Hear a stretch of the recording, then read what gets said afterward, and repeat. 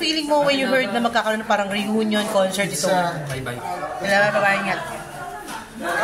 Syempre, well, unang-una, every time I have a show with anyone na din, kahit na hindi kompleto, masaya kasi iba yung ang katrabaho mo, kakilala mo na, kabayos mo yung ugali, tapos kahit pa paano, since magkakakilala na kayo musically, mas maganda gawin. Pero ngayon, talagang now it's a concept, it's actually talagang may purpose talaga na kailangan paghandaan. So, it's very, sobrang nakaka-over. Ano na parang siya pagkakaiba, no? Compare mo yung mga kasama mo before Sionistas, maybe 10 years ago. Ngayon, na magkakatrabaho kayo, may mga nabago ba? To be honest, nagbago lang kami as individuals dahil mas mature na. Mature na kayo. Pero honestly, walang nagbago. Parang kung mapapansin nyo during the press con, parang yung kulitan, yung ano, ganun pa rin. Yung familiarity, nandun talaga eh. So, kaya I would say, kung meron man individual na pagkatao na lang namin yung nag-iba, pero yung as sessionistas hindi talaga nag-iba. Sa palagay mo, ano yung meron yung friendship nyo? Why do you keep it na ganun ka-strong? Ganun ka katatag yung pagkakaibigan ng sessionistas? Sa akin, I guess, ang daming group kasi, di ba? Pero may mga nakikilala ka rin bago. Pero anong meron sa sessionistas? Baduy, pero friendship talaga eh. Yung friendship talaga yung yung parang nagtali sa kanila, sa amin, no? Yung naging parang bonding, yung parang naging rason para kami maging ganun ka tight. Yung friendship talaga. Marami kaming mga kaibigan sa industriya, pero iba yung very good friends. Pero ibig sabihin, ano ba yan? Ninong ka ba ng mga anak na iba? Yung friendship tuloy-tuloy pa rin? Yeah, I mean, yung mga anak mo ba? Yeah, but hindi lang kasi yun eh. Of course, with yung mga connections namin yan, hindi na mawawala yung mga ganun na kailangan involve kita with my family. Pero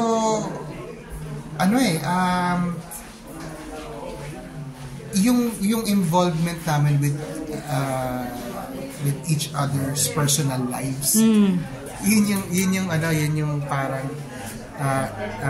hindi na dapat ito lang yung surface na magkakilala tayo, magkaibigan tayo, tapos pero hindi, pati yung personalized na papasok namin to a point na yung mga asawa namin, kahit na without them, like ako, yung asawa ni Princess, kapicalball ko siya. Kano ka? Kapicalball ko siya. Kapicalball. Oo. Tapos, yung anak mo, sa kanya pag may sakit. Oo. So, pinakialaman na namin yung mga buhay ng isa't isa. So, updated kayo sa mga nangyayari sa bawat isa. Yes, very much. Okay. How does it feel, no? Alam mo, we all know na ang ABS na wala na siya ng franchise, pero ngayon nilalaban uli na mabalik ang franchise ng ABS-CBN ng mga congressman. Yes, I would be very honest. Yung ABS without a franchise, parang ang solid pa din ang solid pa rin ng ABS. Of course, it would be very, very much appreciated and mas maganda kung magkakaroon pa ng franchise, no? But ABS-CBN kasi is more than being a company, it's also a family. It's also a family, and hindi naman sa not for anything else, nakikita naman na up until now, ABS-CBN is strong, is healthy, and talagang nandiyan. It never disappeared. Yes. And isa ka sa binibigyan talaga ng trabaho ng ABS. Yes. Hindi ka nabawala sa mga show, sa mga ganito corny na naman, pero sa totoo lang, yung ABS kasi they care about us, they care about the people who work at ABS-CBN. And who still loyal to, remain loyal to them. Inaalagaan talaga kami.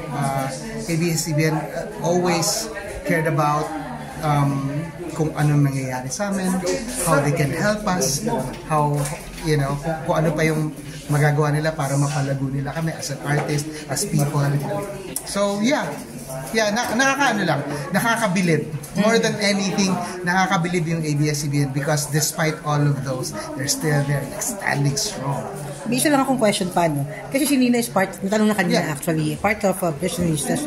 And sabi nga, mamaya, sabi niya nga, because of the availability kaya hindi sila kapunta. Yeah. Pero, ito only miss wala na talaga gusto niyo dalawa. Wala, matagal na yun. But also, obvious na nandun siya dun sa concert niya. Talagang hindi lang talaga maiiwasan yung pagkakataon. Kasi syempre, Valentine's eh.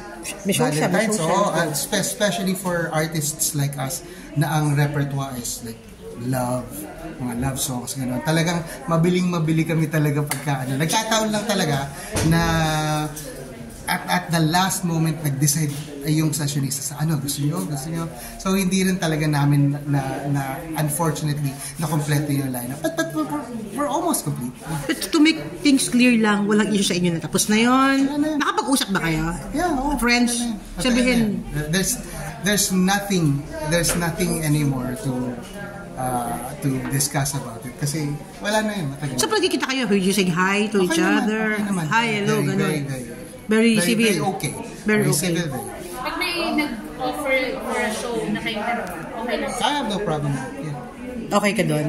Sure, no problem. Sige, go. Yeah, no, but also kasi sa ngayon, especially in our place in the industry, lahat kami may kanya-kanyang careers, everyone's doing really well. The best thing to do talaga is to explore kung ano pa yung pwede namin ma-discover about kung sino pa pwede makatrabaho.